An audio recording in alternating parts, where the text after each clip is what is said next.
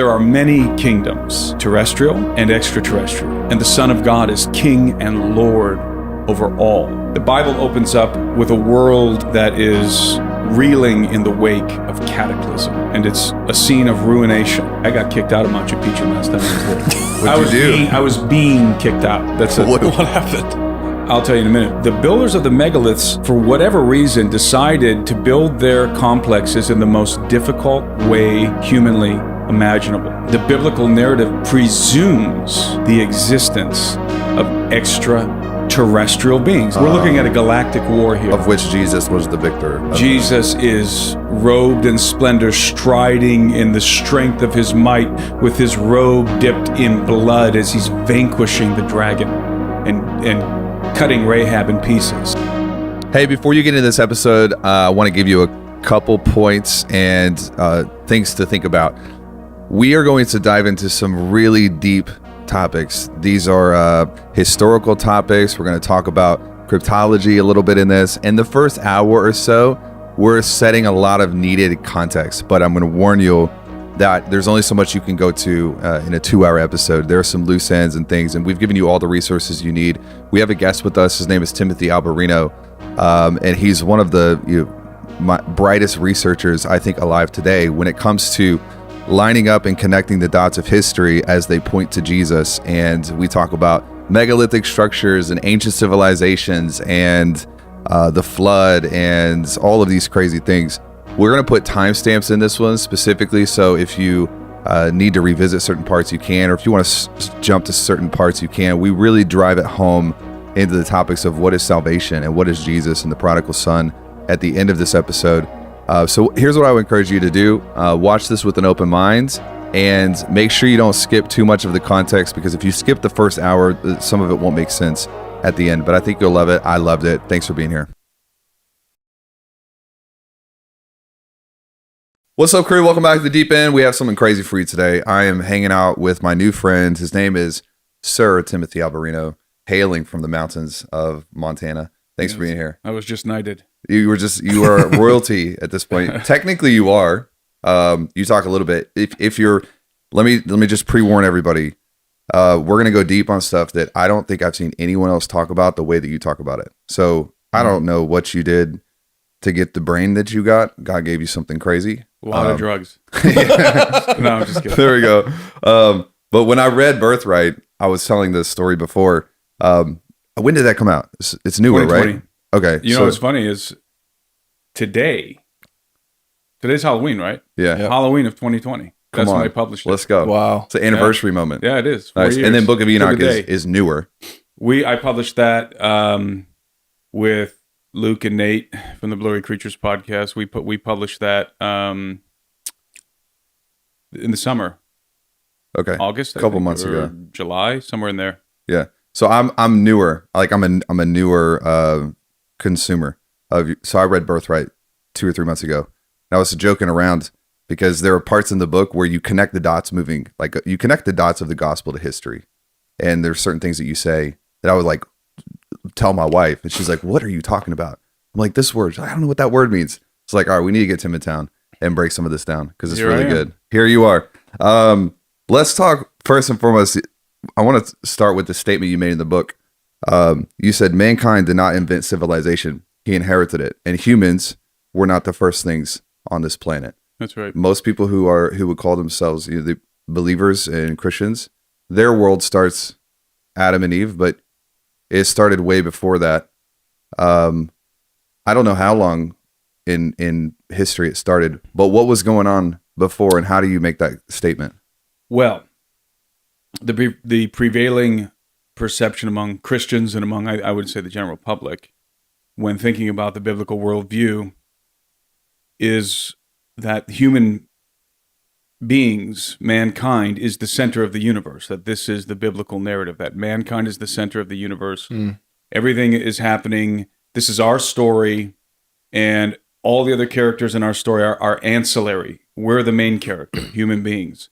This is called the anthropocentric perspective of the universe. Turns out that's not the biblical worldview. That's not the correct biblical perspective. The correct biblical perspective is called a Christocentric perspective. Christ is the center of the universe, not us. It's his story. And we're ancillary characters in his story. And there's a lot of other players in the game besides us. And when we show up, you know, when you open up Genesis and you have, in the beginning, God created the heavens and the earth was without form and void. People think that that is the beginning, the creation of the universe, and that in the anthropocentric perspective, that the earth came into being with the universe and mankind with the earth. That is not accurate. And how do we know that that's not accurate from a biblical perspective? Because in Job, we read that when the foundations of the earth were laid, when God was forming or reforming the earth, the sons of God, the B'nai Elohim, shouted for joy. And these sons of God are very intelligent beings. These are not, they're not puppets or something like this in the kingdom of heaven. This is a civilization. The sons of God are members of a divine family. And they're shouting for joy when the earth is being created or reformed. And this is happening. This is the pretext to the creation of mankind. This is the preamble. So they're in existence first. That's why I call them in my book our elder siblings. The angelic race I denominate as our elder siblings, the elder race. And so the idea is that there's an entire history, eons of untold history, preceded the creation of mankind. We're coming late in the game. We show up late in the game on the timeline of history. And I think this is all, and I make this case in my book Birthright, and I think that this is all very apparent. When you detach yourself from that anthropocentric perspective, you remove yourself from the hub of the wheel, as it were, and you place Christ at the center of the universe. And we are one of the characters in his story. And there are other characters. We know that there are other characters. We read, for example, in the Hebrew Old Testament, we read about the cherubim. We read about there was an entity in Eden with Adam and Eve. And that entity is not a talking snake. I am of the persuasion, by the way, that the Garden of Eden is an allegory. I don't read that literally. I think it's an allegory. Okay. And it's not a talking snake, and it's not an apple. This is a being, a very intelligent entity with whom Adam and Eve are conversing. And as I said, in this context, we are the younger sibling. We were created to be members of a family, of a divine family.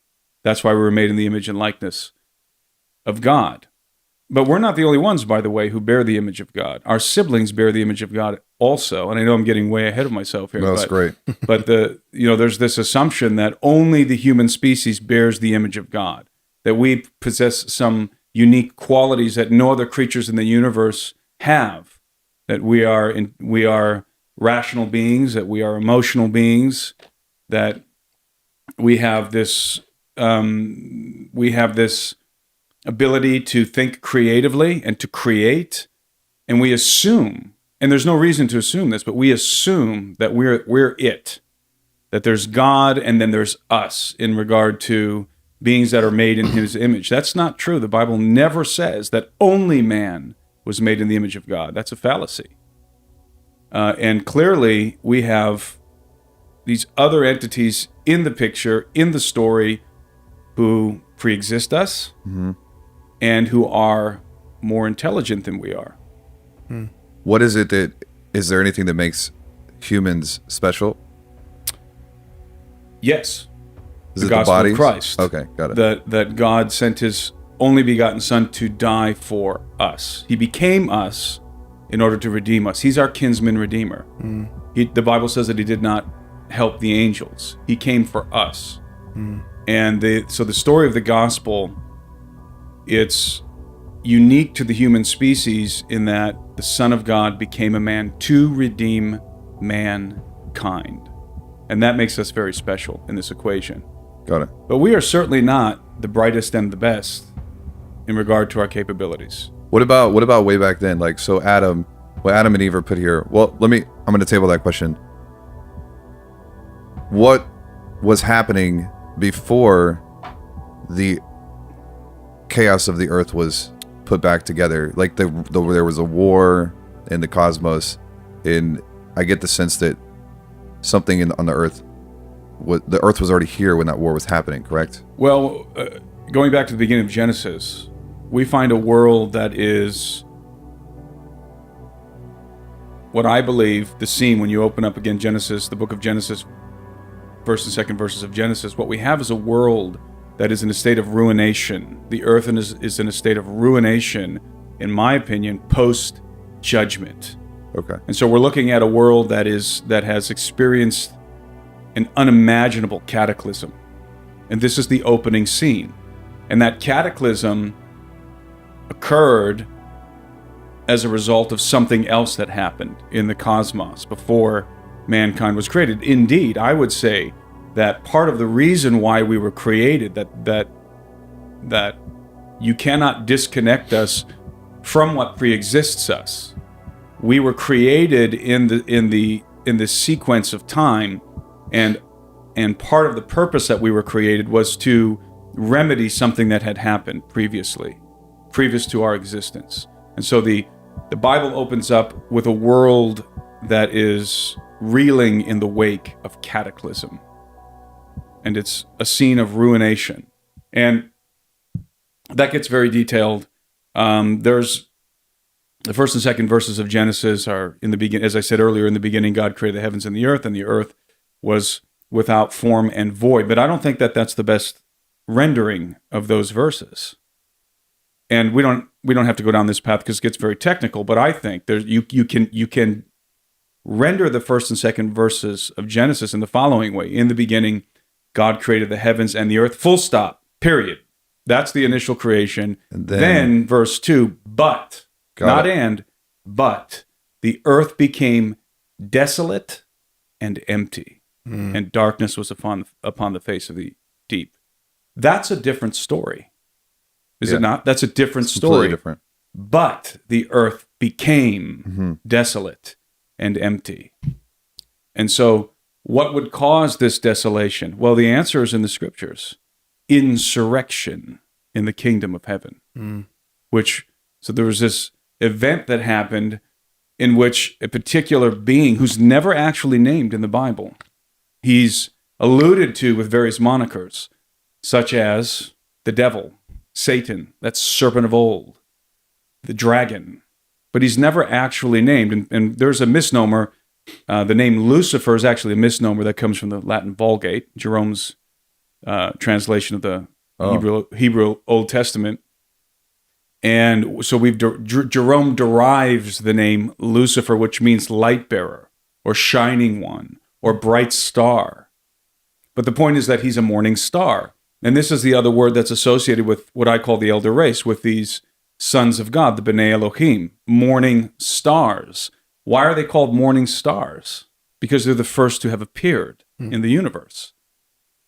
And they have a whole history of their own that unfolded in the universe before we show up on the scene. And it's this what I call a galactic rebellion that happens, that occurs as the preamble of our story.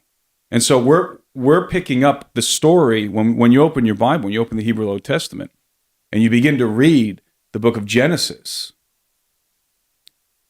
This is a new page being turned, a new chapter, but it's not chapter 1. Right. It's our chapter begins in Genesis. So when you begin to think about the Bible, when you have this, call it a galactic paradigm of the biblical narrative, it starts to break apart your presumptions. It starts to break apart your paradigm, and it forces it to expand, because now the story isn't just about us. The focus isn't us, it's Christ, and there's something way bigger happening in the background. Yeah. Okay. Are you okay? Let's go. So much, but it's awesome. Let's go deeper. And then, so I know that you're a researcher who's very good at what you do. So if people want to research this, they can buy the book. But I just want to talk about You mentioned certain like clues to this, almost that if his name is not Lucifer or whoever it was, almost being he was going between different like elder races, and you make almost the case that there were elder races on different planets. Yes. This character, who's never actually named, I always liken him to Voldemort from Harry Potter series, He Who Shall Not Be Named. Yeah. His name is never spoken. We're never told. Now, he's alluded to in various places, but he was obviously a prince in the kingdom. Mm-hmm. So there's something called, there's an idea, and I didn't know it at the time when I was writing Birthright. I thought this was an original thought to me. Turns out it's not. Nice. It's called a plurality of worlds concept. Okay. And so for example, when we see Jesus returning and he has written on his thigh, King of Kings and Lord of Lords, what we think is, oh, well, he's the king of all the human kings, all the earthly kings, and the Lord of all the earthly lords. I think there's something much deeper being expressed in this title. These are titles of regency. Yeah. King of Kings and Lord of Lords. I think that what we're looking at here is something that resembles an empire. Yeah. That there are many kingdoms, terrestrial and extraterrestrial. And the Son of God is King and Lord over all. Right. And we know that this is the case because in the Bible we encounter these angelic beings being described as princes. They're princes. And in fact, Jesus is called the Prince of Princes in the Old Testament. And so princes, what do princes do? What is the function of a prince? They govern. Right. Indeed, we use the term principality. Mm-hmm. Now, that term is not directly found in the Bible. That's a translation of archon. But the idea is in the Bible. A principality is a realm governed by a prince. Got it. Now, there's two ways to look at this, and I think both are simultaneously correct. One is what's called a Deuteronomy 32 worldview, and the late Dr. Michael Heiser popularized this view, in which the nations were disinherited by Yahweh at Babel, at the Tower of Babel. God disinherits the nations, and he turns them over to the sons of God, the B'nai Elohi. Mm-hmm. And in Heiser's view, and I agree with this, those are not human beings. He turns them over to lesser gods, to members of the elder race. And yes, those would also be considered princes. Remember the Prince of Persia, when Daniel's praying, and there's an emissary sent to Daniel, and the Prince of Persia intercepts this emissary. I believe it's Gabriel. And Michael has to intervene. Come save him, yep. And so there's that princes in that sense, that there are non-human princes on earth, but I think it's bigger than that. Because remember, these guys pre-exist us. What were they doing in the universe before we showed up? Mm. They weren't playing harps and sitting on clouds. And this is the salient point here. When you talk about the elder race, when you talk about these exceedingly intelligent beings that pre-exist us, what we're talking about is a civilization, an extraterrestrial civilization that they were governing. Yes. Yeah. They were doing the kinds of things that we do here on Earth, but not here. And this is sort of a qualm that people have when they encounter my work, because, again, from the anthropocentric perspective, the human-centric perspective, it's difficult for people to accept within the biblical worldview the concept of extraterrestrials. They think that is some sort of a secular, or they think that is for whatever reason a secular worldview. It's not really associated with a biblical worldview, but it is absolutely a biblical worldview.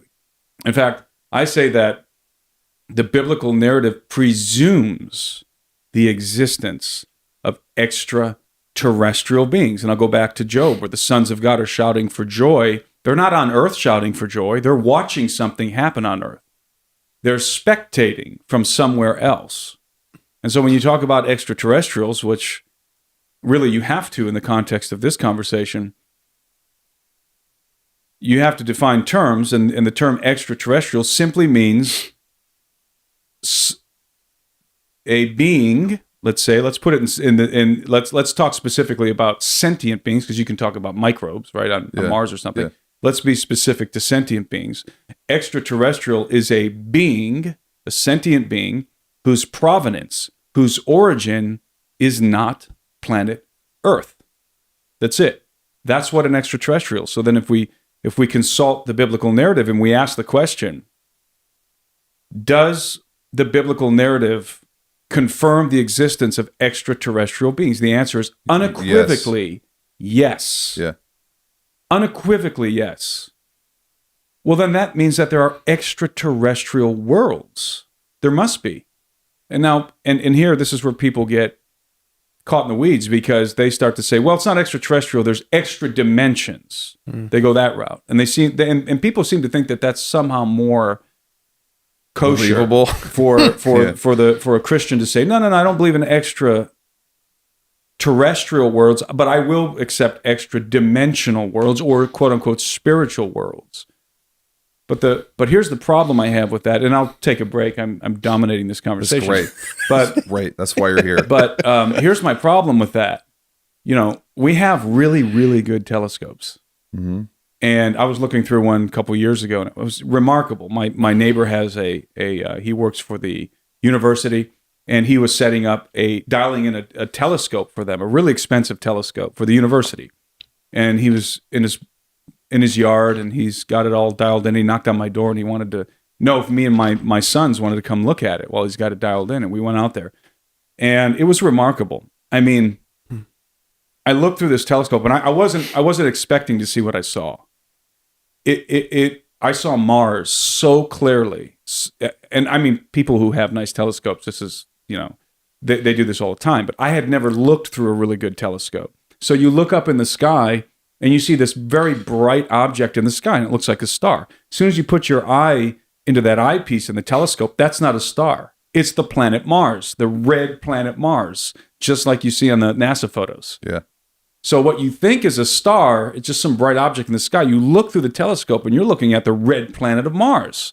And then we looked at Jupiter, and we looked at Saturn, and you could see the moons, some of the moons around these planets on this telescope. And so and what I'm getting at here is that it always confounds me that so many Christians who approach this topic say, no, there's nothing extraterrestrial. There's no extraterrestrial worlds. It's interdimensional or spiritual. But get a telescope and look at the planet Mars. That's a world. Yeah. Like the Earth is a world. That's a world, and that's one of billions. Right. And you're going to tell me that there's no use for any of those? It's just the Earth? Absolutely not. Yeah, 100%. The universe could be teeming with life, and there's nothing anti-biblical about that concept whatsoever. Right. And us not being able to see them doesn't mean that they don't exist as well. So you make another I think there's a verse somewhere that references a star. This isn't Rahab. This is something different. A star that apparently one of the principalities had governance over. But then Rahab was supposedly destroyed in the rebellion as well. Do you want to just briefly touch Rahab real fast? Interesting narrative. I don't have my book in front of me to reference the relevant verses, but you find this in the biblical narrative. See, okay, so you kind of have to start at square one with people who are not familiar with this mode of thinking as it pertains to the biblical narrative. The Bible, we've not been taught to read the Bible correctly as Westerners. There's two ways that you have to approach the Bible. Number one, you have to read it in the cultural context that it was written, and that is the ancient Near East. And so you have to understand, if you're going to have any understanding whatsoever of the iconography in the biblical narrative, especially in prophecy, then you have to familiarize yourself with the ancient Near East because it uses that iconography. Mm-hmm. When I say the ancient Near East, we're talking about Mesopotamia, so Sumer, Acadia, the Persians, the Babylonians, the ancient Egyptians. This is what we're talking about. Yeah. The iconography that is used in those cultures is the same iconography in the Bible. I'll give you an example. Cherubim. When people hear the word cherubim, they automatically assume that this is a Hebrew convention or a Hebrew invention, the cherub. that this is idiosyncratic of the Hebrew culture, this thing called the cherub. That's not true. Cherubim are ubiquitous in the ancient Near East. You find them all over ancient Mesopotamia. We still see them on the walls of some of the palaces in Babylon. Wow. And in ancient Egypt. These cultures predate the Hebrews. In fact, Abraham came from Mesopotamia, from Ur, either in Sumer or Acadia. So this culture predates the Hebrew culture. And when you encounter the cherub, you're not looking at a Hebrew artifact. You're looking at an artifact from the ancient Near East. And so in order to decipher what the meaning of the cherubim or the cherub is, you have to consult with the iconography of the cultures that were contemporary with the Hebrews. So that's the first way you have to approach the Old Testament. We have all kinds of misconceptions in the West because we don't really do that. Right. We read the Old Testament out of context, and so we invent all kinds of weird stuff. But then the second way I think we need to approach the scriptures, the Old Testament especially, is it's a very, very esoteric document. The Tanakh and the Hebrew Old Testament is very esoteric. What do I mean by esoteric? Esotericism is the practice of hiding information, embedding information. The cryptology. Cryptology, that's right. So it's embedding information. So you have a plain reading of a text which has value, but the information is embedded. So the way that I like to think about it is it's like a folder an encrypted folder on a computer. Yep. If I send you an encrypted folder, you have the folder and you have the information. I can't access it. But you can't access it unless you unzip it. Yeah. Or I have the key or the you have password the key, to do it. the password to unzip it. Right. And only then can you extract the information. Now, you have the name of the folder. You have some information. You have preliminary information. But you don't have the actual data that I'm sending to you until you have the key. And you encrypt and you decrypt it.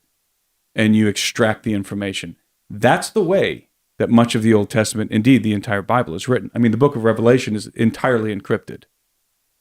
We're told to calculate the number of the beast.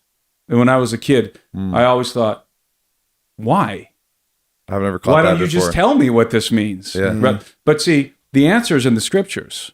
Solomon tells us that it is the glory of God to Conceal the matter. conceal a thing, Wow. encrypt it, hide it. And it is the glory of kings to seek a thing out. So God is in the business of esotericism. This is not just some sort of an occult thing. God does this in his encrypted message to mankind. In fact, he did it. We know that he did this with his son, Jesus Christ. Jesus of Nazareth shows up on the scene, and the Pharisees and the Sadducees were the teachers of the law, some of whom probably have the whole Hebrew Old Testament Memorized. committed to memory, Yeah. cannot recognize the very person that all the symbolism and all of these stories in the Old Testament point to. They had the folder, but they couldn't decode it. Yeah. They didn't decrypt it properly because they couldn't recognize the very Son of God standing in front of them. And all the symbolism for example, in the tabernacle, this is just one example of many, all the symbolism in the tabernacle points to him. And this is the problem. And I often say that if I'm holding a Bible in my hands, both the Old and New Testament are this way, especially the book of Revelation, primarily the prophecies. Prophecies are entirely esoteric. Entirely. They must not ever be interpreted literally, or you miss the point. But if I'm holding a Bible in my hand, there's two ways to look at the Bible. If I'm holding the Old and New Testament in my hands, you can look at it as a relic, which is what we've done in the West, a holy relic. that this thing itself is this holy relic. Or you can look at it as a message and a message system, because it's 66 books. And if you look at it as a relic, you're going to get one rendering. If you look at it as a message, then you're going to start to try and decrypt. Then you're going to go into the prophecy. Then you're going to go into some of the things in the Old Testament and the New. And you're going to begin to try and figure out what is the message here. And the Bible, and this is Chuck Missler, the late Chuck Missler used to say that. I'm sorry. That's okay. I thought I muted this. What kind of phone is At least that? it's a good ringtone. Thought for sure I muted it. Which phone is that? It's the Galaxy. Galaxy Fold? I don't remember. G5, I think. Looks Galaxy fancy. G5. What was I saying? Before I interrupted myself. The decode the message, not a relic. Right. So when you approach the scriptures as a relic, which is what we do in the West, and what the Pharisees and Sadducees were doing, they're approaching the scripture as a relic because they missed the memo. Right. They didn't get the message. Right. And it really is two completely different ways of approaching the scripture. So when you talk about Rahab, I did that whole loop so we can get back Just to answer, Rahab. yeah.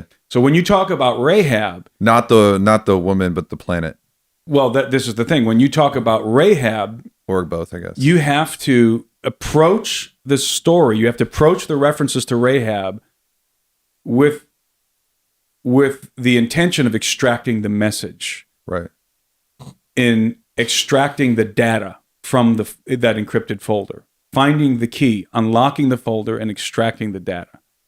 And when you do that, and I don't have the verses in front of me, when you do that, you will discover that what's being conveyed, for example, with this topic of Rahab, that it is very likely indicating that there was a planet called Rahab that is now the debris field between Mars and Jupiter that was shattered, destroyed by the King of Heaven in the days of old, when he put down the insurrection of the dragon. So Isaiah 51:9. There's at least three there's three references to Rahab. Oh, yeah. In which Sure. the dragon is implicated, and it's this idea that Rahab was shattered. And you know what's funny is I've got all these notes in my book that was in the car that my wife just drove away, so I don't have them in my hand. I actually pulled them up. The pillars of heaven tremble and are astounded at his rebuke. By his power he stilled the sea. By his understanding he shattered Rahab. That is Job 26:11. The Isaiah one is, awake, put on strength, O arm of the Lord. Awake, the generations long ago. Was it not you who cut Rahab in pieces, who pierced the dragon? Pierced the dragon. Now pause right there. So remember when Jesus is in the post-resurrection, Jesus is walking on the road of Emmaus with the two gentlemen, and he's discussing the scriptures with them. Do you remember? Yep. They don't recognize him yet. Yep. And they're absolutely flabbergasted because he is so knowledgeable about the scriptures. And what is he telling them? What is he demonstrating to them according to the script, according to the writer of the New Testament, to the writer of this particular gospel? He's showing them how all these things in the Old Testament pertained to him. That's what he's showing the men on the road to Emmaus, and they don't recognize him. And they recognize that it was him after the fact. But why do I say that? Because you just read that. Read that second one again that you read. Awake, put on strength, O arm of the Lord. Awake, as in the days of old. Okay, so the arm of the Lord in the days of old. Jesus is in there. Do you see him? You're going to have to connect it for me. He's the arm of the Lord. Okay. He's the right hand of God who is in the bosom of the Father. Yep. So when you encounter this phraseology, the arm of the Lord, or the right hand of God, you are encountering the Son of God. And then in he the Old says, Testament. Was it not you, implying Jesus, Was it not you, Son of God, King of Heaven, who cut Rahab in pieces and who pierced the dragon? The dragon. We're looking at a galactic war here. Yeah. Wow. Of which Jesus was the victor. Jesus is robed in splendor, striding in the strength of his might, with his robe dipped in blood as he's vanquishing the dragon and cutting Rahab in pieces. This is an allusion to something that happened long before we showed up on the scene, as in the days of old. Yeah. And we know that the dragon is a moniker of this apostate son who initiated this insurrection against the King of Heaven. So this is why I went through that whole dialogue about in decrypting the folder, extracting the information. Because if you just read that, if you're just approaching the Bible as a relic and you read those verses, you just gloss over them. You don't understand you can't extract the data. You don't understand, for example, that when it says the arm of the Lord or the right hand of God, that you are literally encountering the Son of God right there, the King of Heaven. And when it talks about piercing the dragon and cutting Rahab in pieces, you're looking at a story in which the King of Heaven, the right hand of God, the Son of God, defeated this apostate prince on a battlefield. And in the process, he cut this thing called Rahab into pieces. He shattered it like a clay vessel. And again, I'm suggesting that is a planet. Mm-hmm. And that the debris we can still see today between Mars and Jupiter. That's a different story than you get in Sunday school. Very different. Read the last one. That last Rahab reference. This is from, and then I want to share something to parallel substantiate what you're saying about the key and cryptology and geometry and gematria and all that stuff. This is Psalm 89:9.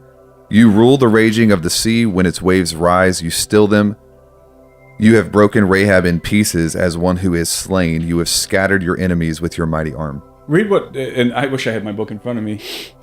What do I write preceding those verses? Read what Rahab means. The desolated topography of Earth's neighboring planets, marred by the gaping craters of intense meteoric bombardment, implies that some cataclysmic event rocked the solar system. The asteroid belt between Mars and Jupiter is likely the debris of an obliterated planet called Rahab, one of the 7 shattered vessels of Edom. The connotations of the word Rahab, fierce, insolent, proud, boaster, are the calling cards of its renegade prince. References to Rahab in the biblical text are distinctly bellicose and directly associated with the dragon's rebellion and the triumph of the king who vanquished them. And then those 3 verses come. Yep. In which you have the King of Heaven, the right hand of God, who is vanquishing the dragon, piercing the dragon, and shattering this thing called Rahab. And what I wanted to point out was, read that last verse again, that last one that references Rahab. You rule the raging of the sea. When its waves rise, you still them. Pause.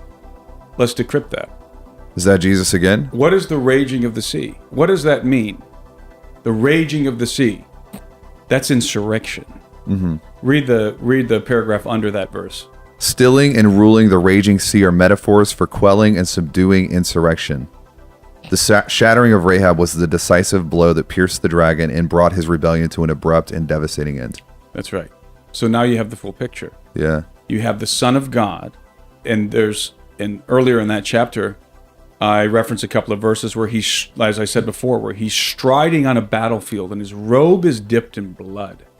And it gets even weirder because he says that he what's the phrase that is used in that verse? Basically, I'll paraphrase it. He said that he had to fight the battle alone. No one would come to his aid. Mm. And then later on you read, curse ye Miros. Curse ye bitterly, because you did not come to support the king when he was fighting against the dragon. Paraphrasing. Now we got a whole new situation in play. Yeah. There was some sort of a faction in the kingdom who did not come when they were called. And that gets really, really interesting, and we don't have to go down almost that. like a coup, like maybe they were on the wrong that side. gets very interesting. And in the book, and I reference the work of the late researcher extraordinaire David Flynn. Mm-hmm. he wrote a book called Sidonia, The Secret Chronicles of Mars. That was the most impactful book I've ever read. The most consequential book I've ever read in my life is Sidonia, The Secret Chronicles of Mars by David Flynn. And I'm going through, as you know, Sidonia, my members community right now, with David Flynn's twin brother, Mark. And we're going through Sidonia basically chapter by chapter. But the point is that Flynn uncovered in the traditions of the Jews, he uncovered in the rabbinic material and the Kabbalistic material that they believe that Meroz, which is referenced in I don't have it in front of me, but in one of the scriptures associated with the King of Heaven vanquishing his enemies on this, what I believe is an extraterrestrial battlefield, that the rabbinic tradition, they believe that Meroz was a planet that was inhabited by beings who are exceedingly intelligent and scientific, but who lack free will. Well, that sounds like gray aliens to me. Yeah, it does. Speaking of David Flynn, we've talked a little bit about Isaac Newton on this show, largely in reference to like decoding not history, but some modern science. So I'll read this real fast. Some of Newton's biographers have speculated that the evidence of Newton's search for the key to all things was demonstrated by the objects of his study and his works. The biographer Gail Christensen described Newton's motivation for studying alchemy, for instance, as having been a means to an end, that Newton was searching alchemy for a specific symbolic key that could unlock the Prisha Sapientia, how you say it, which is the key to all things, right? It's the supreme knowledge. So he was doing this too. A lot of people in history were looking through the lens of what's the key that decodes everything else. Well, you know, I should have studied up on this because I always reference this story, and I don't ever have the exact data in front of me. But Isaac Newton was he's one of my heroes. I have a portrait of Isaac Newton in my office because we don't even understand how brilliant this guy was. We know, obviously, that he's responsible for some of the most basic laws of physics. Yep. Isaac Newton invented calculus faster in a shorter amount of time than it takes for college students to learn it. Wow. I mean, this guy was brilliant on a whole nother level. But what a lot of people don't understand or realize is that Isaac Newton wrote a lot more theology about biblical content than he did about science. He was obsessed with certain things. We referenced earlier another one of David Flynn's books. We were talking about it before we started filming, The Temple at the Center of Time. And Isaac Newton was obsessed with decrypting the temple in Jerusalem. And he approached the Bible as a messaging system. And I forgot to complete my thought earlier. The late Chuck Missler used to refer to the Bible as a messaging system from outside of time. And that's exactly what it is. Wow. Because it contains information that only God could know, namely information about the future, but I think also about the universe. And Newton knew this, and this is the way he approached the Bible. And so that whole, as I said before, that whole monologue I did about the encrypted folder and extracting the information, not approaching the Bible as a relic, but rather as a message, that was Newton's approach. That's what he did. And Newton understood that the ancients, and the Bible is written in this tradition, by the way, that the ancient sages created the myths. And when we talk about the myths, we're talking about those ubiquitous myths that we find in the Mesopotamian traditions, in ancient Egypt, in Greece and Rome, the myths pertaining to the gods. That those myths, which are taken as literally true by the profane, and the profane is the general public, are not interpreted as literal by the initiated. Or they refer to us, and now we're getting into some, when I say they, I'm talking about the adepts of the mystery schools. the occult. They refer to us as profane and vulgar because we don't understand the meaning of the symbols and the stories, but they do. And all of those stories have a meaning. And you can extract from those stories. It's the stories aren't about the gods, the affairs of the gods, and their love affairs, and all these things that these stories reference. That's what the masses believe. But the wise have always understood that those stories conceal scientific information. Again, the encrypted folder. Mm-hmm. And Newton knew that, and he took a particular. And I don't have the exact details here, but I have the gist of the story. Newton, yes, he was an alchemist, and I believe he burned down, was it Cambridge, one of the buildings. He burned one of the buildings to the ground with his alchemic experiments. But Newton believed that some of the myths contained alchemic recipes. And there was a particular myth involving the god Vulcan, I remember, and it was a Roman myth. And Newton read the myth, which reads like some absurd fairy tale, some absurd bedtime story, right? He read the myth, and he said, I think this is a recipe. It's an alchemic recipe. And if I follow the recipe according to the myth, I should be able to derive this particular substance called the net. And the net is, and I don't have the information exactly about this, but you can look it up online. The net is a particular substance that can be derived through alchemical means. Basically, we would say chemistry today. Right. And so Newton read the myth, and then there in his office, and I forget if it was Cambridge or Oxford. I think it was Cambridge. With a lot of his papers are at Cambridge, so I think it was there. And he's in there in his office, and he's got his alchemy set in his furnace and everything. He reads this myth about Vulcan, and I wish I had it in front of me right now. He reads this myth about Vulcan, and he follows the recipe. And so there he is putting certain kinds of metal in the furnace and doing all this based on the myth. And what do you think he gets? The net. The net. It worked. Yeah. And so all these people out there, the new atheists, love to rip on Isaac Newton because they think he was, Isaac Newton, created the laws of motion and figured out calculus, but he was also kind of a whack job because he was into alchemy. That's what they all say. And the reason why they do this is because they know that Newton was a devout believer in the gospel of Christ. So you have to discredit him. And so what they want to do is say he was a genius with science, but all this other stuff, he was just some nut job over here. That's not true. Because they fail to realize that he was doing alchemy because he believed that the myths contained recipes through which you could literally derive practical substances. Yeah. And he was right. But they never credit him with being right. He was right. He wasn't a lunatic. He was absolutely right about the myths.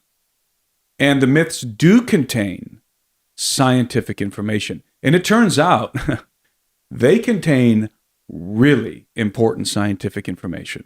Like the most important scientific information you can possibly imagine, related to cyclic cataclysm, for one thing, and calculating when that cataclysm is going to occur again on planet Earth. I can't think of anything more important than that. That's pretty up there.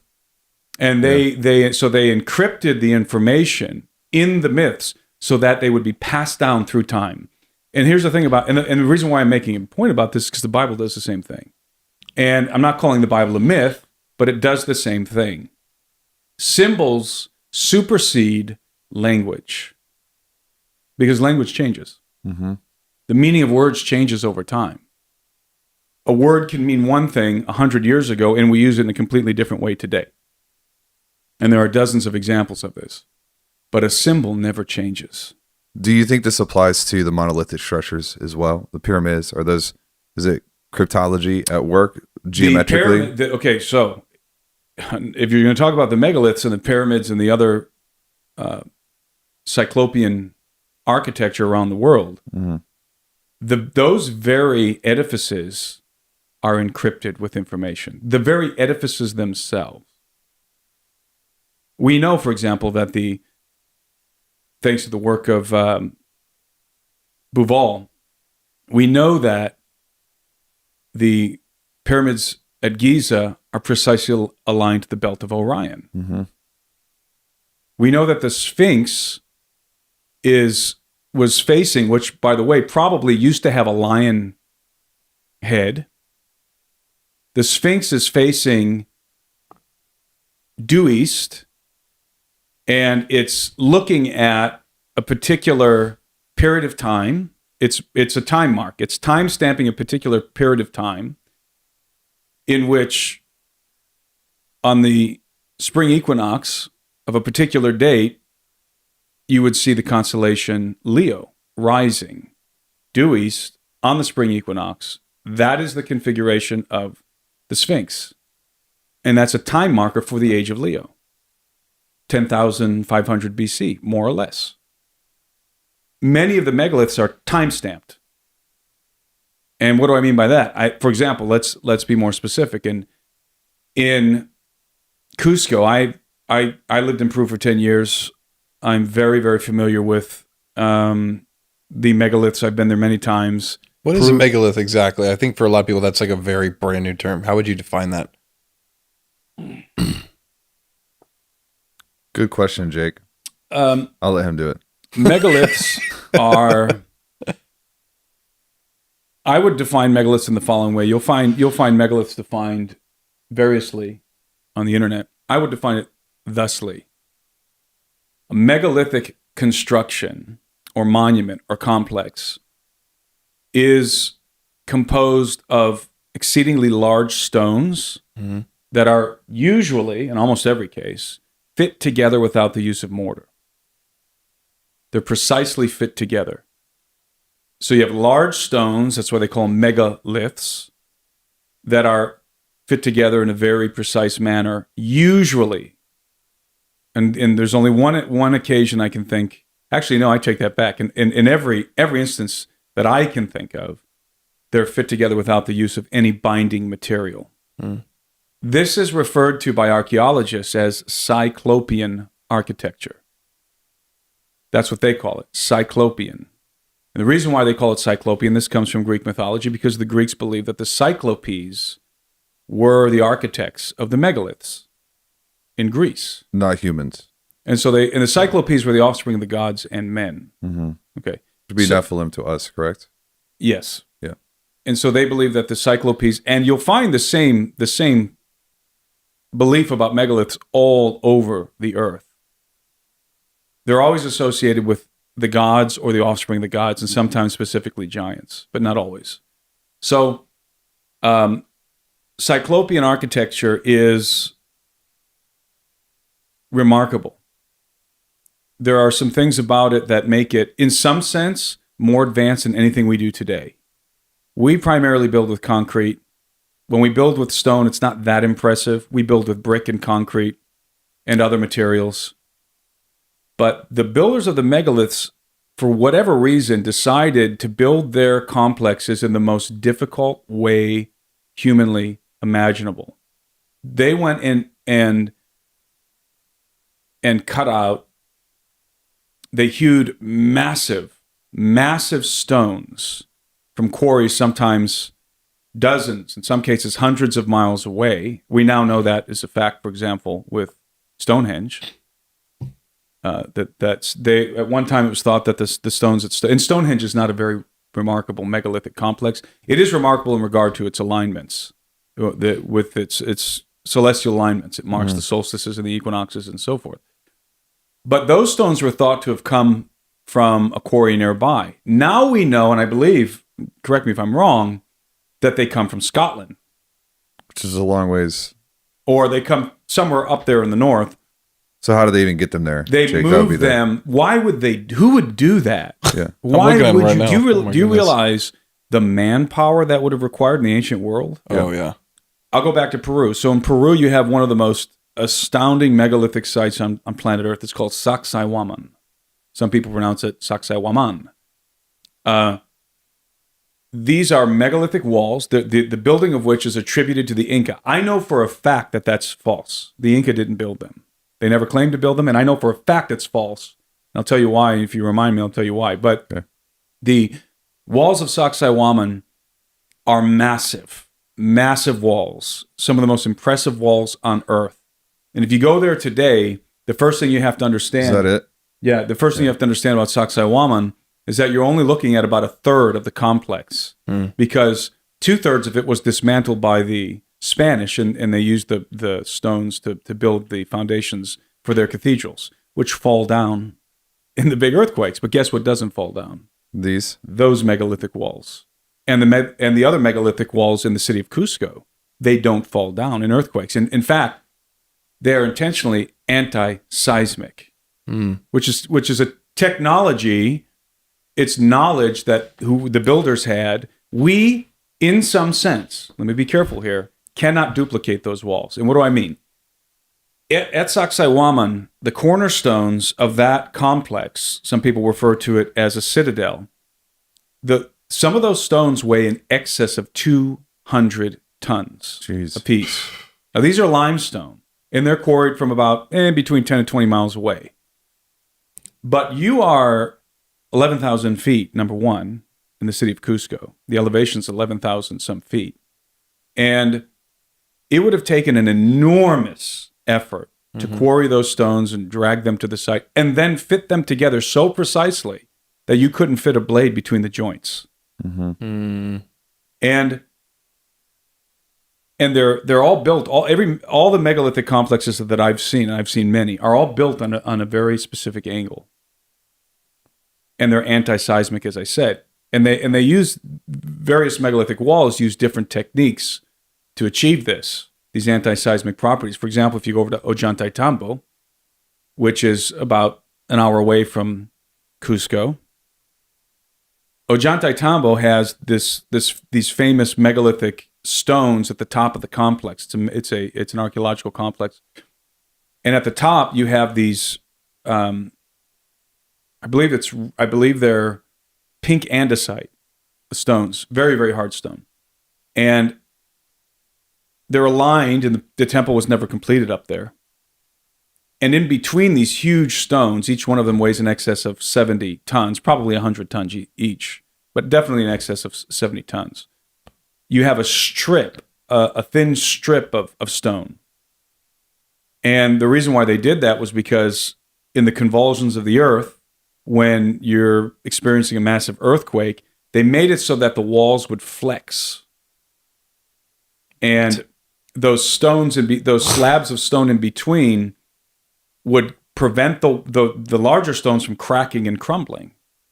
And indeed, they have never cracked or crumbled. It's absolutely astounding.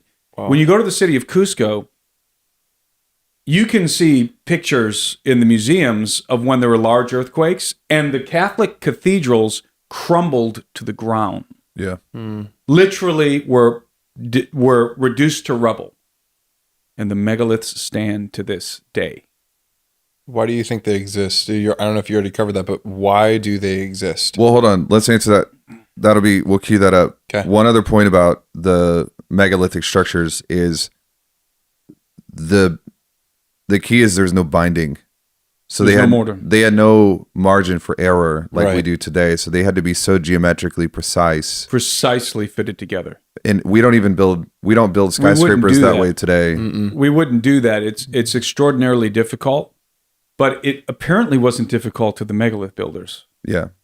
And if you go, for example, to Ollantaytambo, and you can see the same architecture in Egypt, you'll see, I think Ollantaytambo has the most exquisite Cyclopean architecture on planet Earth that we know of. And you'll see a massive stone. Like there's this particular stone when I go there, I always point this out to people. It's in the corner. So what would we do if we're building a stone structure? What would we do in the corner? Well, we would create a joint in the corner, and we would butt our stones together, or we would maybe offset them like we do with bricks, right? But we wouldn't do what they did. What did they do? They took the stone and they curved it into the corner. They curved it. So you have a massive stone and it's curved and then interlocked with the other stones on the other side of the curve. That's extraordinarily difficult, the precision involved in that. Yeah, it would be too expensive. We wouldn't do it today. It'd be too expensive if we could even do it. It wouldn't make any sense for us to do that. But the prevailing narrative in Peru is that the Inca built all these megaliths. And as I said earlier, I know that that's false. Most people speculate that that's false. I know it's false. How? Because I have an associate. I have a colleague named Anselm P. Rambla. Anselm P. Rambla. He's a Spanish explorer and researcher, good friend of mine. He's a phenomenal researcher. And he's one of the only guys that's ever been given permission to excavate at the walls of Sacsayhuaman. And he and his team, they excavated down to the base level. And as they're excavating down, they're finding Inca artifacts. But guess what they find at the lowest level? What? Pre-Inca artifacts. Wow. That's it. That's the end of the story. The Inca didn't build the walls of Sacsayhuaman. The lowest level, you have pre-Inca artifacts, which means that those walls were undoubtedly there before the Inca ever arrived. Wow. And the same can be said for Machu Picchu, by the way. Really? Most people don't realize that Machu Picchu is a megalithic site. Yeah, but I thought that they built it. The base of Machu Picchu, if you go to Machu Picchu, have you been to Machu Picchu? Yeah. So when you go to Machu Picchu, I've been there 5-6 times. You will notice, first of all, you're looking at a massive reconstruction, an archaeological reconstruction. If you look at Hiram Bingham's original photos of Machu Picchu, he discovered Machu Picchu. He was an American guy from Princeton University. No, I think I got that wrong. He was either from Yale or Princeton. He was from one of our prestigious universities. Might have been Yale. Hiram Bingham, when he first discovered Machu Picchu, the only thing that was there was the foundations. Nothing else was there. It doesn't look like hard. In fact, when he found it, he thought it was quite unremarkable because he was looking for Vilcabamba, the last stronghold of the Inca, the famous last Incan lost city. And that was what he was looking for. And he didn't think Machu Picchu was it. And when he came upon Machu Picchu, he thought it was interesting. He noted it. He made some drawings and so forth. But it was only later that he realized the significance. And it wasn't Vilcabamba, but it was a very important stronghold, Inca stronghold. And the only thing that was standing when he found it was the megalithic foundations. Everything else was rubble. And Machu Picchu has megalithic foundations. And when you go there today, you can still see, and I shouldn't say that the only thing that was standing was the megalithic foundations. There was the foundations, because some of the foundations were repaired. The Inca repaired the foundations, and they did a pretty good job. If you go to Machu Picchu, you can see what I mean. So you will have a base level of exquisite Cyclopean architecture with huge boulders. Not as big as Sacsayhuaman, but large. The quarry of Machu Picchu, by the way, is Machu Picchu. They literally quarried the granite right there on site. So it's a perfect spot to do what they were doing. I think it was an observatory. But those megalithic foundations are not, they're in a state of ruination. They were in a state of ruination when the Inca discovered Machu Picchu. And then the Inca attempted to repair the walls in the Cyclopean style. And the Inca developed their own degree of Cyclopean architecture that wasn't as impressive as the ones who built the foundations, as the work of the megalith builders that preceded them. But they were able to at least to copy it enough to make repairs. And you can see that at Machu Picchu. But it is very distinctive. It is night and day difference between the original megalithic and then the Inca's patchwork, which gets pretty sloppy in some places. Yeah. And I remember I was walking through Machu Picchu one time, me and Anselm P. Rambla, and one of the guides, because when you go to Machu Picchu, there's lots of official guides.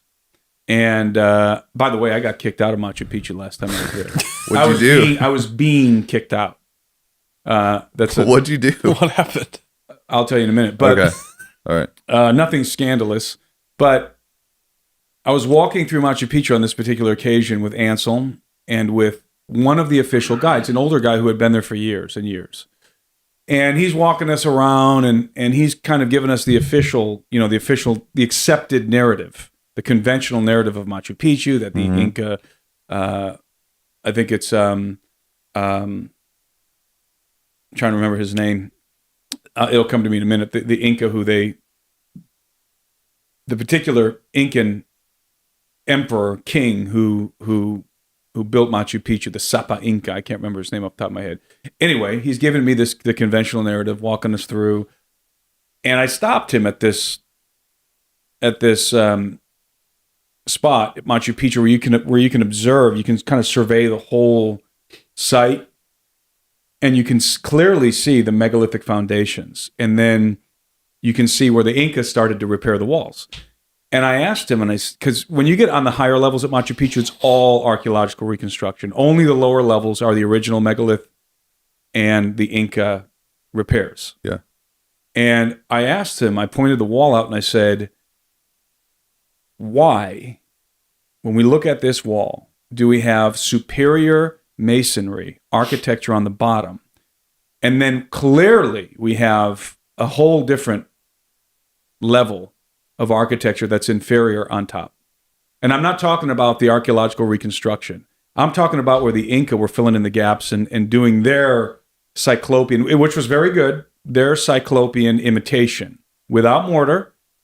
And they come close. It approximates the megaliths, but it's not the same. What did he say? His answer was because that's the way they like to do it.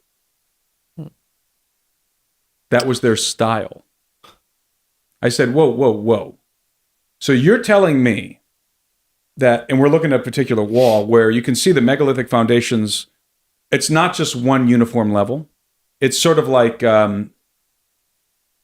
it's staggered. So you have megalith, and then you have a gap, and you have the Inca, and then you have megalith up here, and then it goes back down. So you can tell that the original foundations were there, but that the walls had fallen down at some point, or were not finished at Machu Picchu, the megalithic walls. Which is probably more likely That's probably the case what happens. because you don't see megalithic rubble laying around. Right. You don't. So I think they weren't finished, which is exactly the case with Ollantaytambo, by the way. So those two locations might have been being built at the same time, and then they stopped. Cataclysm. So I asked him, and I said, wait a minute. So you're telling me that the Inca were building these superior foundations, beautiful Cyclopean architecture, but their style was to add in this crappier masonry in between? That's their style? That's your answer? They just liked to do it that way? That's it? That's all you've got? It had to have been they didn't know how. And he looked at me, he just shrugged, and he said, we don't have any other answer. That's all we got. And I said, I have another answer. They didn't build those foundations. Oh, he thought they did build them. Yeah. I said they didn't build those foundations. That's the more plausible answer, the more logical answer. And then you got kicked out. And they're trying to mimic. No, they're trying to mimic it. They're trying to fill in the gaps, reinforce the wall the best they can, but they couldn't achieve the same degree of precision of architectural excellence that preceded them. Yeah. And he looked at me and he goes, you're probably right. Yeah. And then by the time we got around back to the beginning, you do a big circle in Machu Picchu, or to the end, this guy was, because me and Anselm were talking to him the whole way, pointing things out to him, he had totally, after like 20, 30 years Changed of being his a mind. guy, changed his mind. Yeah. Wow. By the end of this, he said, you know what? I think you guys are right. I think you're right. And he was like really contemplating deeply what we were saying. Yeah, I think you're right. I think there was a older... The builders predated the Inca, and the Inca were emulating the builders. I know that's the case. Yeah. You know what the original name for Machu Picchu is, the Quechua name? Ijampu. It means the abode of the gods. Wow. So when they found Machu Picchu, what did they say? The gods must have lived here. Yeah. Because of the megaliths. Yeah. And so it's a sacred place. So they rebuild it. Yeah. And the Inca consider themselves as the offspring of the gods. They were the children of the sun. And so they believed that this was their inheritance, and they rebuilt. So let's connect the dots on this, because this is what I love to do with, especially with your work. You asked, why did they do it? Like, why is it important? Time, mentioned Leo, zodiac stuff. Like the Great Pyramid that I think they attribute to Khufu. If you line it up, it's 3.4 arc minutes off of due north. It's perfect true north. Not magnetic north, right? It's true north. And even our ability to do this today would be so significant to we make could it do it with lasers and stuff, but they did this, however many thousands. So here's the idea is like, if you have to create a key or messaging that survives a cataclysm, you do it in stone. You have to do it in a way that's not disrupted through the cyclical crises that come. So what they were doing, so there's you talked about this in the book of Enoch. The Watchers were weeping at a place called Baalbek. I think it was Baalbek. Baalbek. Okay. Maybe not. It was Abis Jael. It says, and nobody knows where that is, but I think it might. I speculate that it might be Baalbek. Okay. Here's why that, like, stuff like that is important, because, like, take prophecy for example. Mm-hmm. If we want to line up prophecy, we have to use the right calendars. Right. Because if you don't get the right calendars, prophecies don't work and you can't decrypt them. Yep. If you want to understand the messaging system and there are keys involved, you have to build them in a way that are going to outlast whatever flood happens. Right. So they had to build them so geometrically perfect. Symbols and stone. Yeah.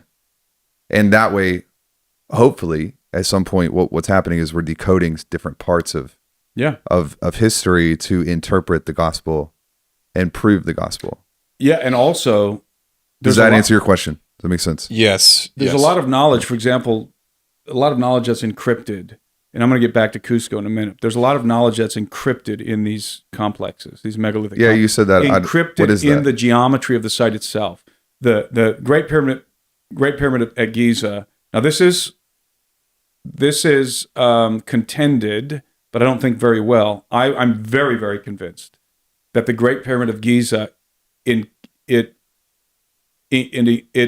conveys through its geometry the shape of the earth. Really? It conveys in its geometry the circumference, the diameter of the earth. Oh. And that's one thing. Okay. And again, archaeologists, Egyptologists will contest that, but I'm quite convinced that that's the case. And you can look that up and you'll see. But let's be specific to where I'm more familiar with, which is back to Cusco. So remember when I said that the Sphinx was time-stamped to, and this, again, the work of Bouval, I'm trying to remember his first name, Robert Bouval, I think it is. No, I don't recall his first name. But he proposed that the Sphinx was aligned to the age of Leo sometime around 10,500 BC. It is Robert Bouval. Robert Bouval. When you say Leo, sorry, you were saying something? The age of Leo, which would be the constellation we're of going to Leo. end there. This is the precession of the equinox. Yeah. And that's a very important topic to understanding all of this. But let's just, for the sake of argument, say that the Sphinx was positioned to timestamp its building and probably at least the foundation levels of the pyramids at Giza to the age of Leo, sometime around 10,500 BC, in the neighborhood of, let's say, 10,000 BC. Because an astrological age lasts 2,160 years. And they're cyclical, correct? Yeah. Well, it's based on the precession the of 12. the equinox, the wobble of the Earth, Yeah. the axis of the Earth, 23 degrees, and which the ancients knew. So go over to Cusco, and most people don't know this. I did a film series. I don't know if you saw my film series in my members community, but I have a film series available to annual subscribers in my members community, where you can see it's never been published. It's a TV series, 3 episodes in a TV series, very, very well polished, in which I feature this information. I have a friend in Cusco. His name is Andres Hadasme. Andres is a brilliant guy. He's a Chilean, and he is what's called an archaeoastronomer. And an archaeoastronomer attempts to date complexes or monuments based on their alignment with celestial phenomena. That's what an archaeoastronomer does. And in many cases, this is the only way to date these structures. And the field of archaeoastronomy is becoming more and more mainstream. Before it was thought to be sort of pseudoscience. Not anymore. Mm-hmm. It's being taken very seriously now. For example, we know, as I referenced earlier, that Stonehenge, and archaeologists accept this universally, is precisely aligned to certain celestial phenomena. And that was the purpose of Stonehenge. That's archaeoastronomy. So Andres is an archaeoastronomer, brilliant guy, really good friend of mine. And he figured out the dating of the city of Cusco, because Cusco itself, the foundations of the city of Cusco, which was the capital of the Inca Empire, are megalithic. Indeed, they're diorite. They're megalithic stones that are diorite stones, green diorite. That's the base level, and then on top of that, you get andesite, and you get andesite and sandstone. Not sandstone, rather limestone. Andesite, so you have diorite, andesite, limestone.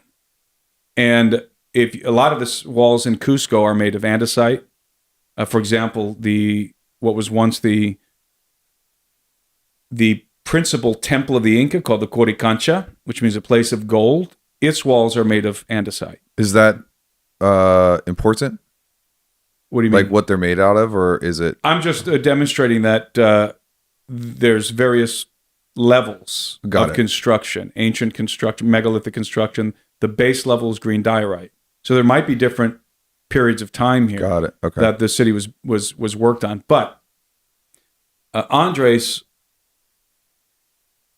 was able to determine, and I think it's conclusive, when the city of Cusco was built. The megalithic city of Cusco, those foundations, when they were laid.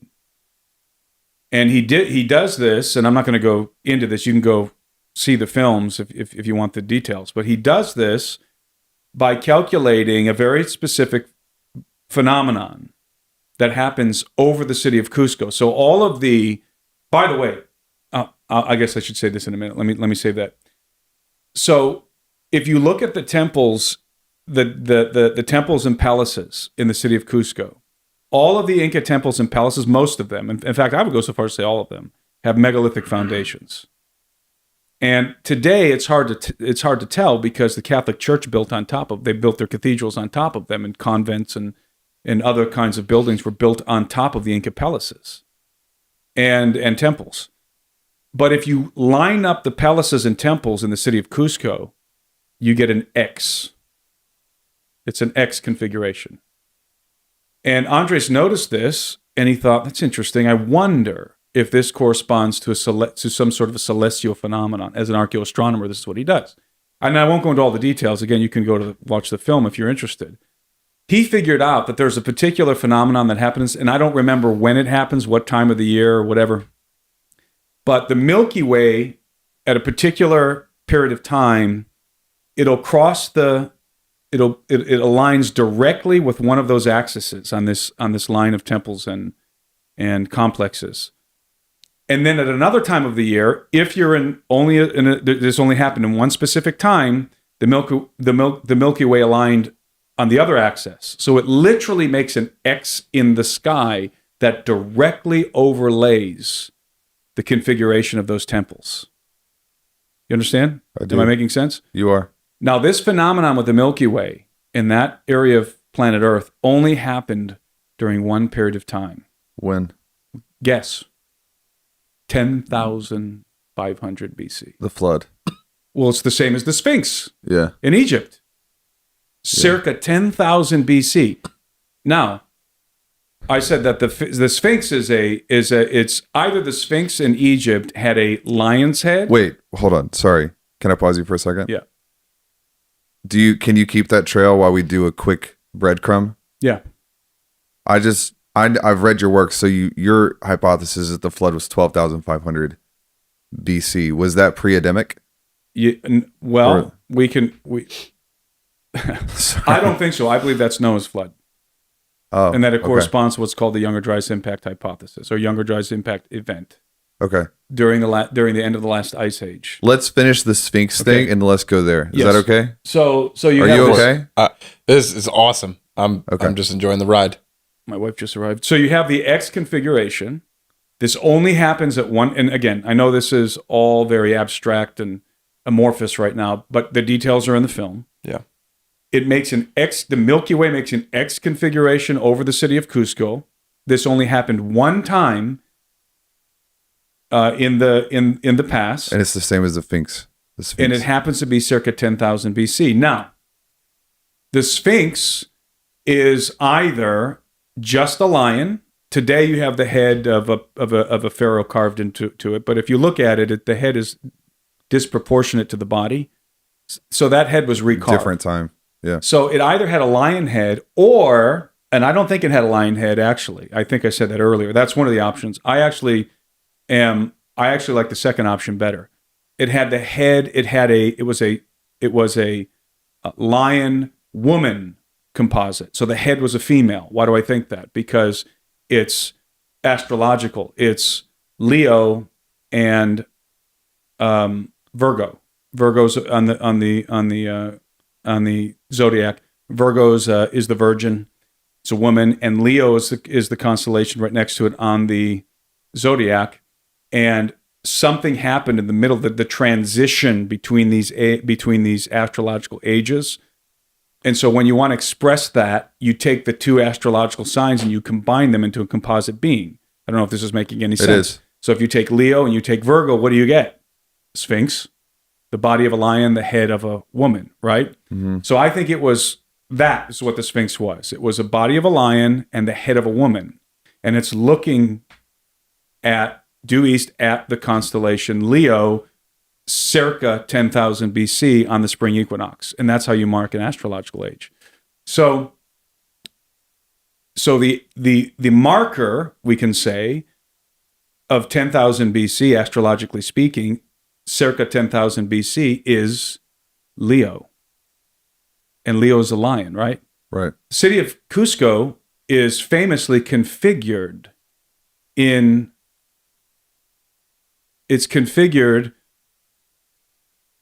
to match the anatomy of a particular animal. The lion? The lion. So the dating of a puma specifically, the dating of Cusco, the dating of the Sphinx is the same. Both of them are associated with the age of Leo.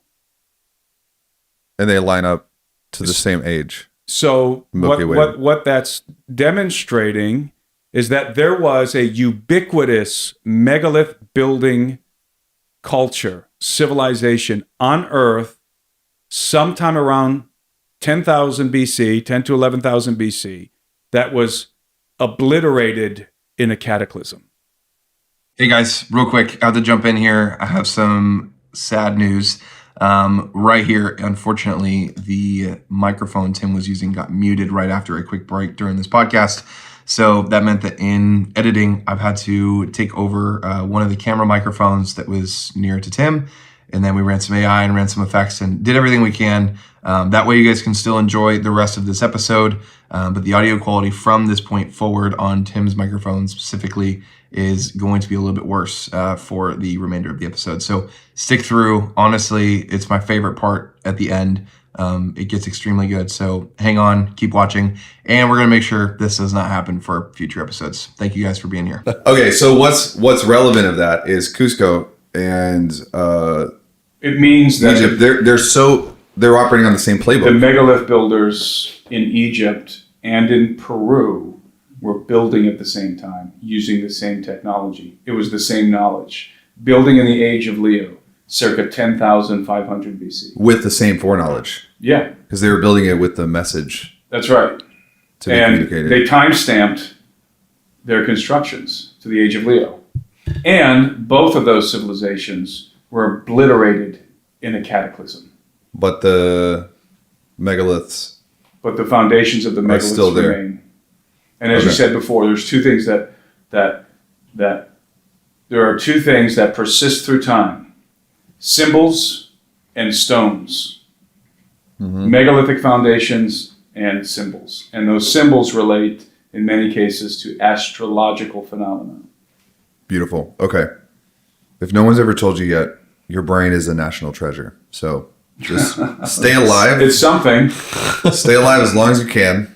Maybe So nothing I'm going. saying is true. Okay. Maybe you just confused us all Gotta now. restart. I want to talk about Jesus for a second, but before we do that, we have to go back to the flood, because 10,000 years ago would be what, 12,000?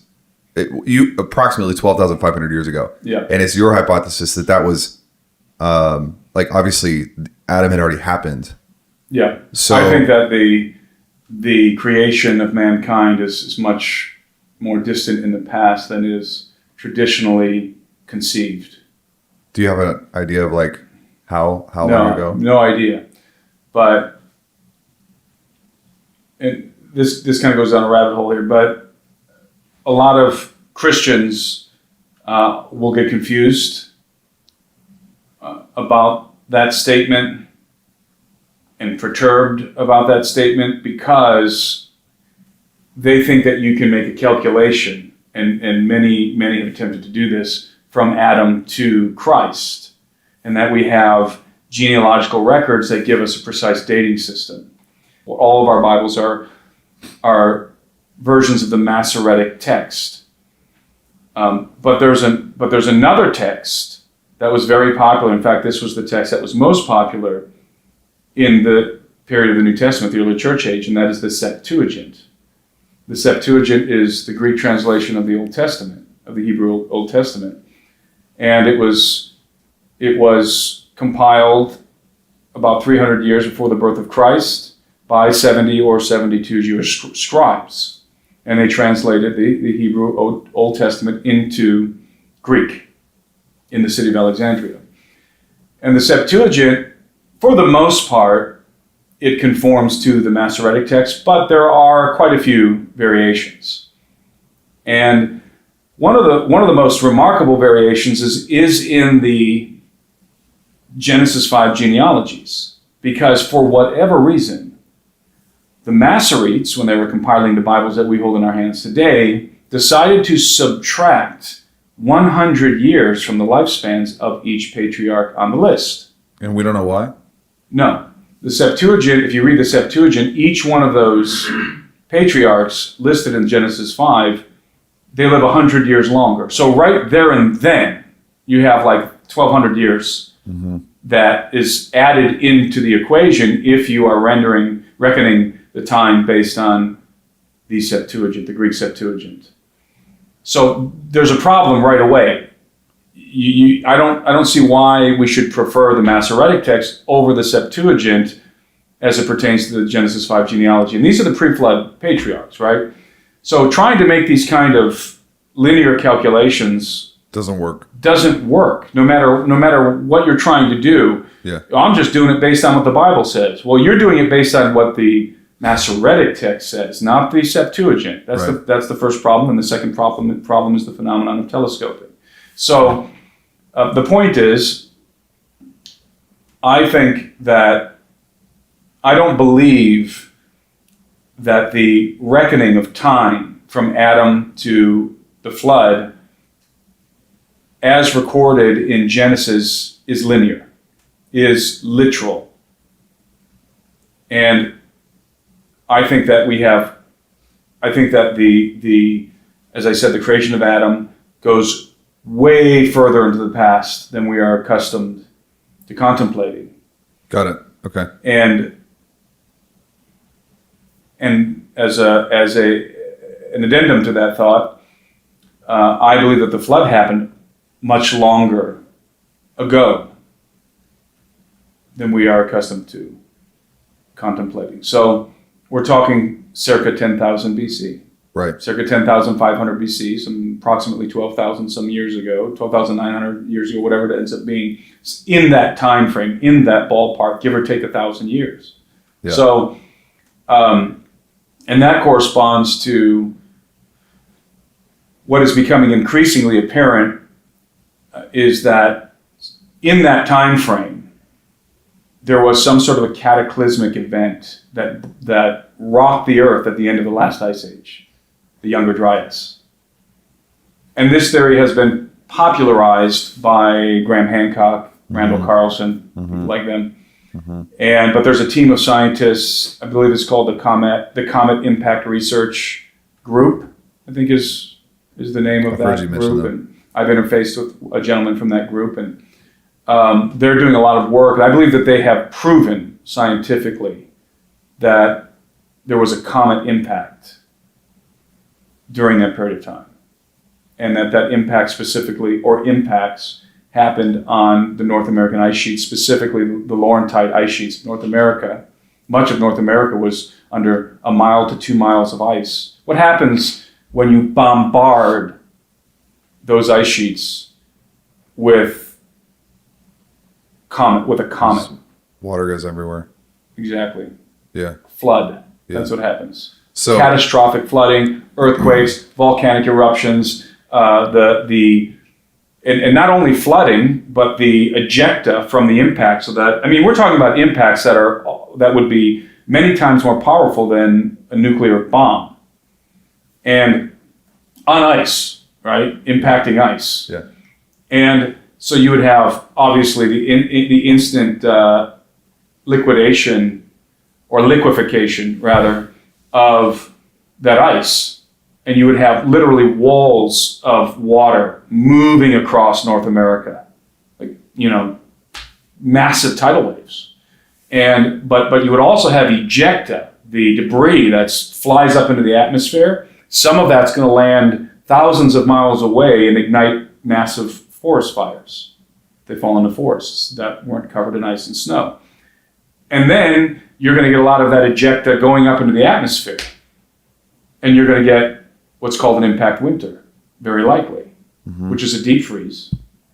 So it accounts for, if you look at the flood myths from various cultures around the world, they all record this cataclysm that happened in the distant past, after which humankind had to rebuild civilization, had to start over like children, as the priest of Sais says to Solon in Plato's Critias dialogue.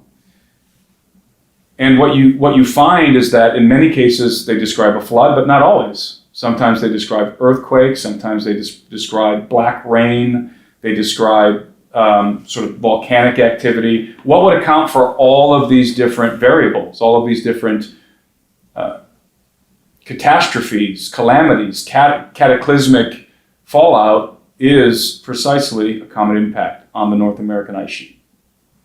Yep. And before that, before we go too far on that, you've mentioned even at different times, the Younger Dryas is essentially that it's like cyclical, right? So it's so that gets us into a very complicated topic in which you would have to discuss the Centellia, the cataclysmic transition of aeons, the zodiac, okay. Let's axial precession. Let's end that feels like another conversation, but we'll come to Bozeman.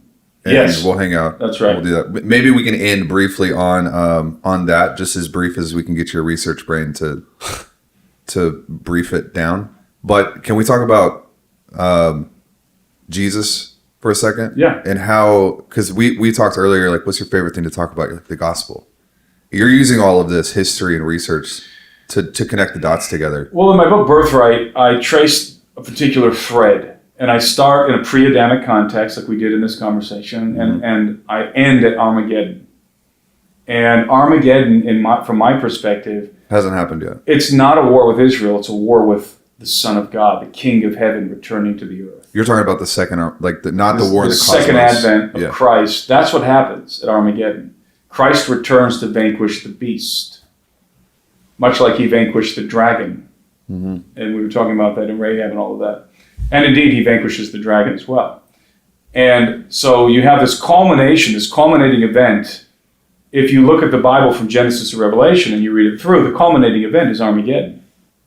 And then after Armageddon, there's this amazing declaration at the end of the book of Revelation in which we read that now the habitation of God is among men. That's like the end of the book, which is really, I mean, I can't think of a more astonishing declaration than that. And there's a lot of implications there. But, so this thread that I follow in Birthright is basically tracing, I mean, I'm kind of following a few threads in Birthright, but the primary thread is tracing the gospel of Christ from the beginning of the creation of Adam all the way to Armageddon. And this is a long conversation too, so I'll try and summarize it by saying that it's apparent when you read the biblical narrative that there have been many attempts to stop the coming of the Son of Man, to foil, to inhibit the coming of the Son of Man, the coming of Jesus of Nazareth, which failed. Right. And now the focus is on stopping his return, is on resisting the return of Christ. And when I say the focus, I'm talking about, of course, the devil and his angels. But that is now the focus. They couldn't prevent him. There's a prophecy that unfolds in Genesis 3. It's the prophecy that is declared after the incident with Adam and Eve and the serpent. And there's judgment on the serpent and on Eve, which is, interestingly enough, reproductive in nature. But the judgment to the serpent, part of the judgment to the serpent, is that your seed is going to be in contention with the seed of the woman. Well, that's contradictory. That's a conundrum. Women don't have seed. So that is right in the beginning in Genesis 3. What we have here is a prophetic intimation of a virgin birth. The seed of the woman, right? There's going to be a child born of a daughter of Eve. A male child will be born of a daughter of Eve. This child you're going to bite his heel, the serpent, you're going to bite his heel, but he is going to crush your head. And so I call this the dragon slayer prophecy, because it's predicted that a dragon slayer was going to emerge from the womb of a daughter of Eve, and that was, of course, Mary, who was going to crush the dragon, finish the job, so to speak, from the insurrection we talked about earlier. That happens at Armageddon. And so there's this culminating event that everything is leading, even now, and this is another conversation we'll have to have in Bozeman.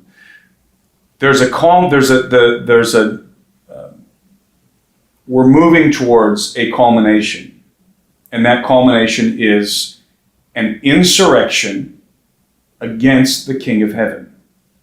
And it's going to unfold on earth, and at the end of the age, we are literally going to see not a spiritual war, a kinetic war. Wow. With Christ returning. And so there's a lot that can be said there, but that's the through line of Birthright, again, from starting in a pre-Adamic context and going all the way to Armageddon. And also, what I do in the book is I convey the gospel of Christ, I think, in a way that most people are very unfamiliar with, because the conventional understanding of the gospel of Christ today is that Jesus saves us from hell.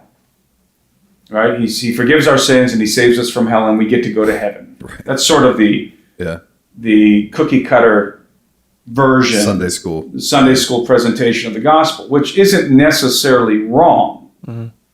Right. But it's woefully inadequate. Yeah. Because at its core, the gospel of Christ is about restoring the sons and daughters of Adam back into the family of God. Yeah.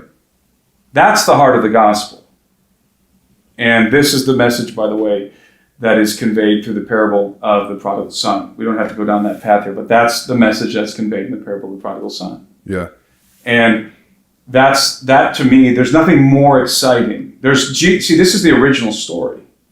The gospel of Christ is the original heroic story that underlays. It's the archetype. It's the archetypical story that underlies all of our hero's journey stories Right. that we have in society, human society. Yep. Jesus is the ultimate hero of humanity. It's that his story is the most epic. And what's so wonderful about it is you're not just going to heaven. That's not even really the idea. The gospel doesn't convey You're going. you're going to heaven. That's not what it's about.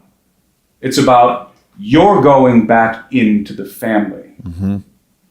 And the implications of that are enormous And insane. magnitudinous. All the rights of being in the family. That's right. And the positional authority. Going back Yeah. into becoming a son in the Father's house again. Remember, we're the younger sibling. Yeah. And we have older siblings. Yeah. And the older siblings, the ones that are still there, the most of them, have been there since the beginning. Okay. Parable of the prodigal son. You have an older brother and a younger brother. The younger brother, I said I wouldn't get into that, but the younger brother goes and wastes his inheritance. Yeah. And the reason why it's hard for me not to get into parable of the prodigal son is because it's the most poetic.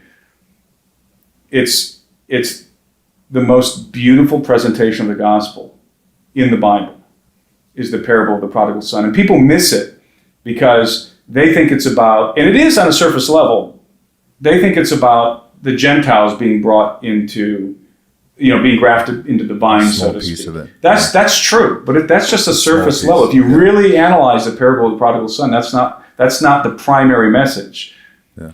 Because the parable begins at the father's house. That's where the parable begins. There's this father figure. We're already there. Where and he has two sons, a younger son, an elder sibling, an older son, an elder sibling, and a younger son, the younger sibling, and they're in the house together. And this is not just some shack, mud hut.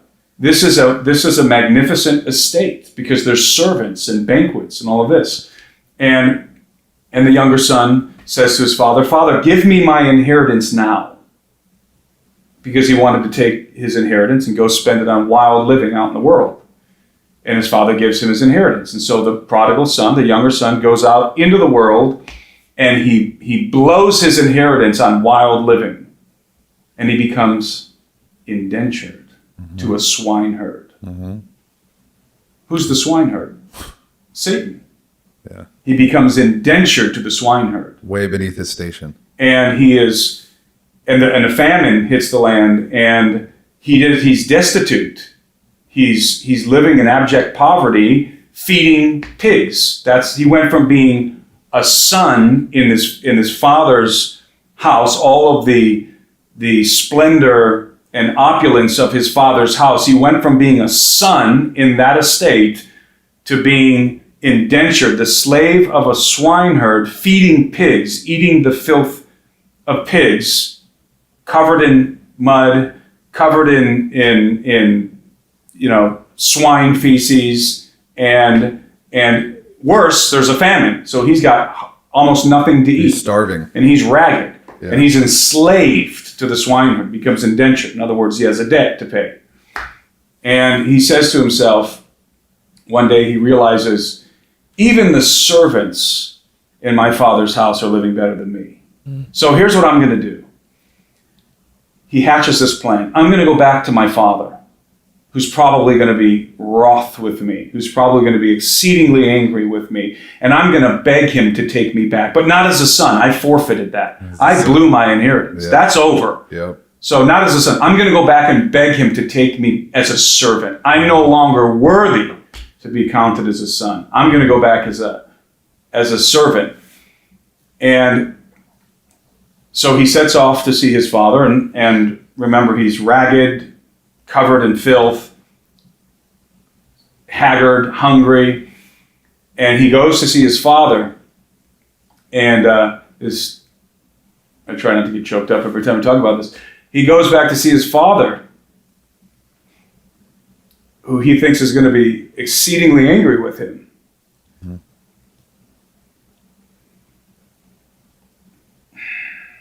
Compose myself. But his father, instead of being angry, what is he doing? Celebrating him. He's Running waiting. to him. Yeah. He's waiting at the door for his son to come back. Yeah.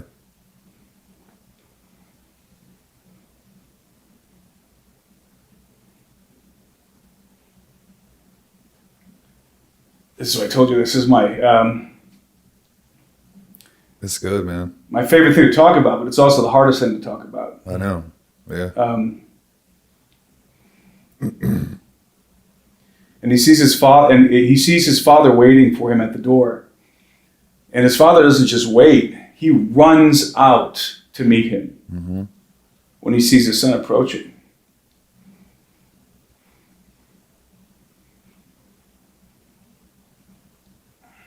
And he embraces his son, and he thinks that the son is thinking that his father's going to slap him in the face and send him away because he wasted his inheritance. But instead, his father falls on him, embraces him, kisses his neck, and he calls for his servants to bring clean clothes, to clothe him in clean clothes, which is symbolic of the resurrection, Very symbolic. and to shod his feet with sandals because he was barefoot. And in the ancient world, time of the Romans, a servant was marked. One of the things that marked a servant was the fact that they didn't wear shoes. Wow. So he has his son's feet, the prodigal son's, shod in new sandals, and he puts a ring on his finger, which is the seal of his house. So what's happening here is he's embracing his son. And by the way, for those who don't know, this is a parable of Christ. Not only does he embrace his son, clothe him in new clothing, put sandals on his feet, and a ring on his finger, he brings his son. And by the way, when his son gets to the father, he says to his father, "Father, I'm no longer worthy to be called your son. I've wasted my inheritance. Will you take me back as a servant?" And what's the father's reply? "No, I'm going to take you back as my son." I'm going to reinstate you. And he goes back into the house, into his father's house, and he's brought in with great celebration. His father has a fatted calf killed, slaughtered, and they have a huge celebration. And they're celebrating the return of the prodigal son. And the older son hears, he's out in the field working, and he hears this great celebration happening. And he calls his father, and his father, he goes to his father, and he says to his father, how many times, no, let me back up. He says to his father, "I have been with you all this time, and I never went and squandered my inheritance. And yet you've never threw a banquet for me and my friends. You've never celebrated me in this way. Why are you doing this for this disobedient son of yours who went and this irresponsible son of yours who went and squandered his inheritance?" And the father said to him, "You have been with me forever," to the older son. "You've always been with me, but this brother of yours was lost, and now he is found. He was dead, and now he is alive." And so they're celebrating the reinstitution of the prodigal son back into the family. That's the gospel of Christ. We are the prodigal son. That's us. And it just rocks me to my core when I think about the grace of God. Because we realize